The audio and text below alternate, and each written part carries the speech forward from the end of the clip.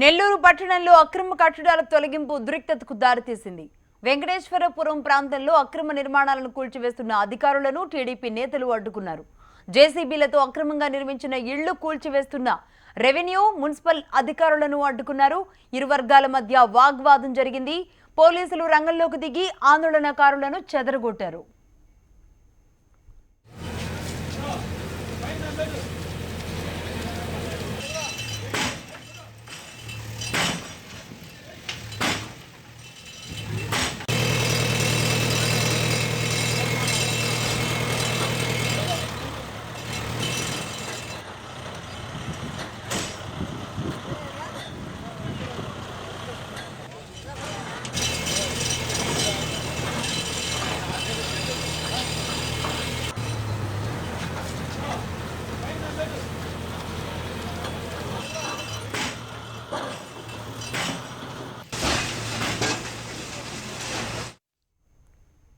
నెల్లూరు పట్టణంలో అక్రమ కట్టడాల తొలగింపు ఉద్రిక్తతకు దారితీస్తోంది.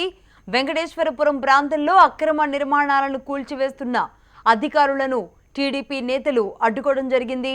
జేసీబీలతో అక్రమంగా నిర్మించిన ఇళ్లను కూల్చివేస్తున్న రెవెన్యూ, మున్సిపల్ అధికారులను అడ్డుకున్నారు టీడీపీ శ్రేణులు. అయితే ఇరు వర్గాల మధ్య వాగ్వాదం జరిగింది. పోలీసులు రంగంలోకి దిగి ఆందోళనకారులను చెదరగొట్టారు.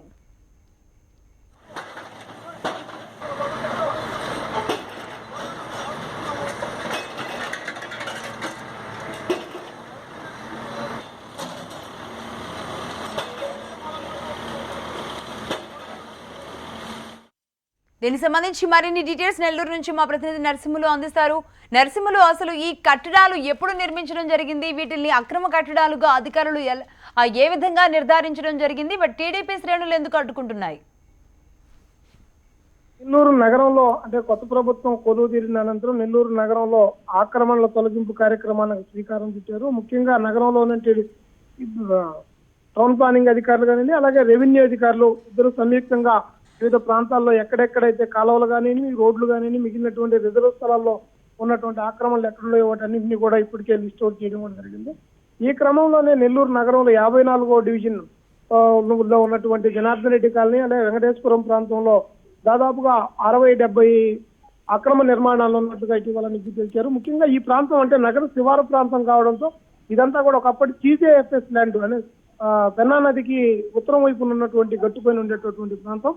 ఈ ప్రాంతంలో గతంలో ఇక్కడ అంటే 54వ డివిజన్ లో పనిచేసినటువంటి సల్మా జహీర్ అనేటటువంటి ఒక కార్పొరేటర్ కు సంబంధించినటువంటి 3 నివాసాలు CJFS ల్యాండ్స్ లో అక్రమంగా కట్టారు. పెద్ద భవనాలు కూడా కట్టారు. వీటికి సంబంధించినటువంటి ఎలాంటి ప్రభుత్వ అనుమతులుగా లేవు, అలాగే టౌన్ ప్లానింగ్ అనుమతి లేదు. అందులోనూ CJFS ల్యాండ్స్ లో ఉందని చెప్పే ఉద్దేశంతో గత 3 రోజుల కిందట ఈ అక్రమాలను తొలగించాలని చెప్పి టౌన్ ప్లానింగ్ అధికారులు అలాగే రెవెన్యూ డివిజనల్ అధికారి చిన్నకృష్ణ ఆధ్వర్యంలో ప్రత్యేక బృందాలు కూడా అక్కడికి వెళ్ళినాయి. ఆ సందర్భంలో కొంతగా ఘర్షణ వాతావరణం నెలకొనడంతో ఆ రోజు ఆపి ఈ రోజు మళ్ళీ తిరిగి అదే ఆక్రమణ తొలగించే కార్యక్రమాన్ని రైట్ నరసింహులు, అప్డేట్స్ కోసం మళ్ళీ కాంటాక్ట్ లోకి వస్తాం.